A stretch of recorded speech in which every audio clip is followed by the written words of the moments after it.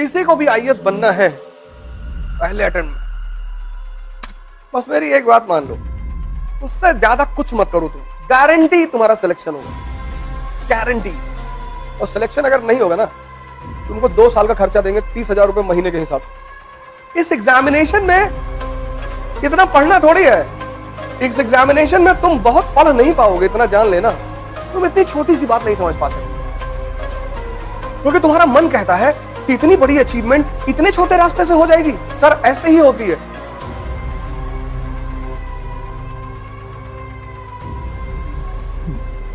जय हिंद फ्रेंड्स।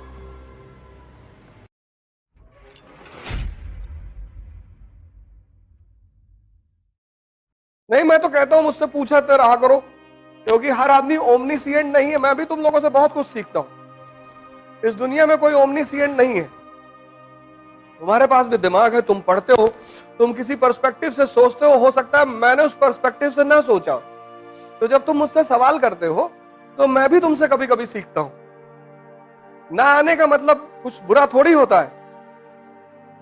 हर आदमी को सब कुछ थोड़ी आता है। इस फील्ड की जो विधा है, इस फील्ड में जीता कैसे जाता है वो मुझे पता है।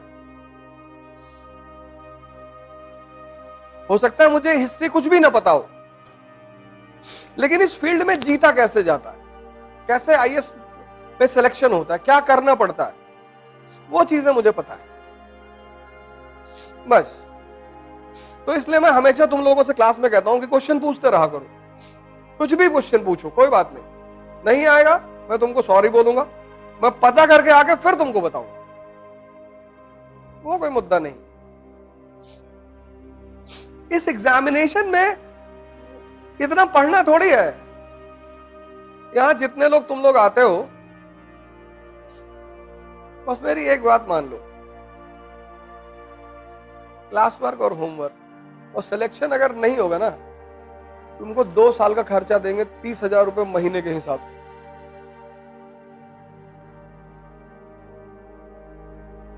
तुम क्यों टेंशन ले रहे हो यार? आज इकरा में मान लो 100 लोग आ रहे हैं, ठीक है, बहुत आ रहे हैं।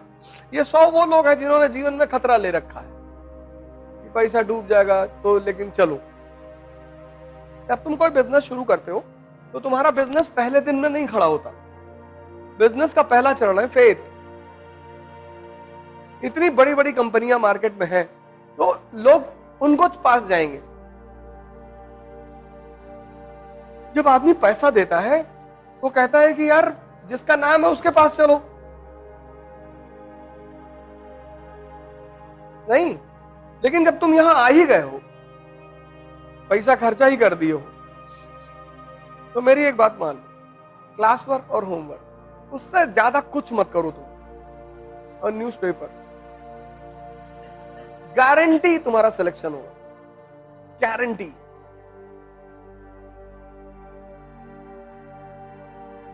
हम अपनी गारंटी ले रहे हैं, अपनी। और आज से प्रयोग नहीं कर रहे हैं।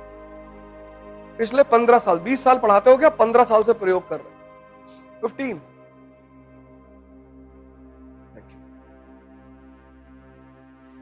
चाय है?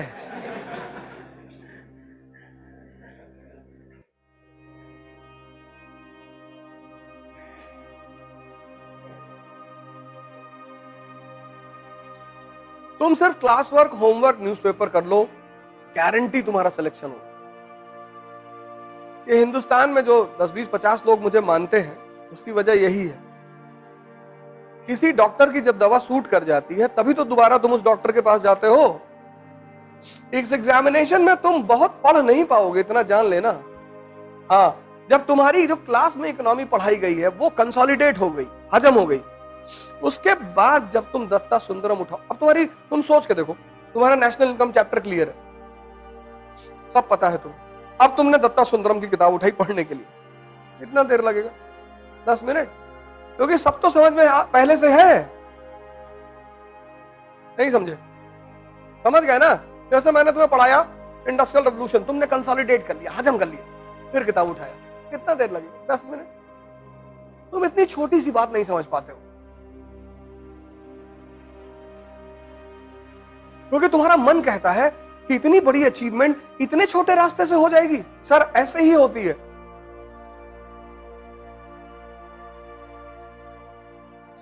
जितनी बड़ी बड़ी अचीवमेंट है उनके छोटे छोटे फॉर्मूले हैं, जितनी छोटी छोटी अचीवमेंट है उनके बड़े बड़े फॉर्मूले हैं।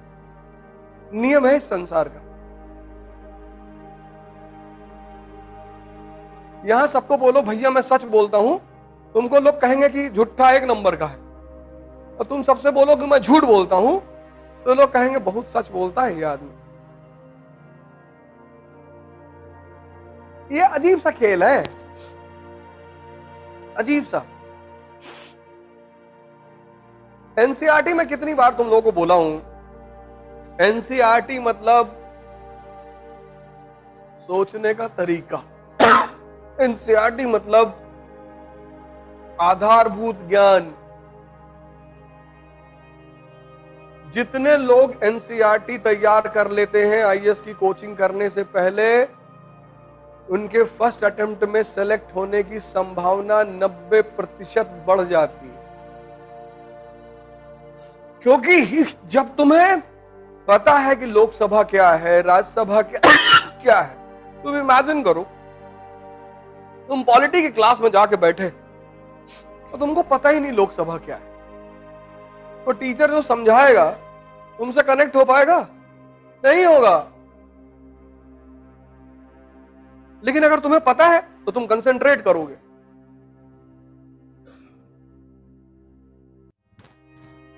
नहीं करोगे फिर तो 50% तुम सीख के आए थे और 50 तुमने क्लास में सीख लिया। जड़ मजबूत हो गई कि नहीं हो गई? किसी को भी आईएएस बनना है पहले अटेम्प्ट में, वो अपनी एनसीईआरटी पर कमांड बना ले। अब जैसे पहला चैप्टर है विपिन चंद्रा का, क्लास 12th वाली एनसीईआरटी है ना विपिन चंद्रा, उसका पहला चैप्टर है 18वीं शताब्दी का भारत, है ना। अब वो चैप्टर जब तुमने खत्म किया तो पहली चीज क्या क्लियर होनी चाहिए कि मुगल साम्राज्य का पतन क्यों हुआ। यही तो पहली हेडिंग है। दूसरी चीज क्या क्लियर होनी चाहिए? क्षेत्रीय राजवंश, राजपूताना, अवध। पढ़ी हो कभी एनसीईआरटी? बताओ अवध के बारे में।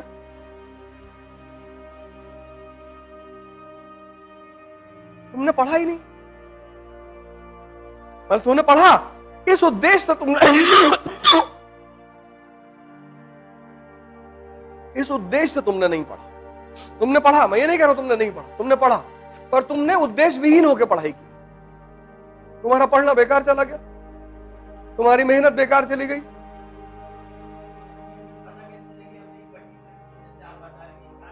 अरे भैया चैप्टर, जैसे जब तुम मनोहर कहानियां पढ़ते हो, सत्य कथा पढ़ते हो, तो उसमें क्या लिखा होता है? उसकी टाइटल होती है, उसी टाइटल से प्रभावित होकर तो पढ़ते हो। नहीं,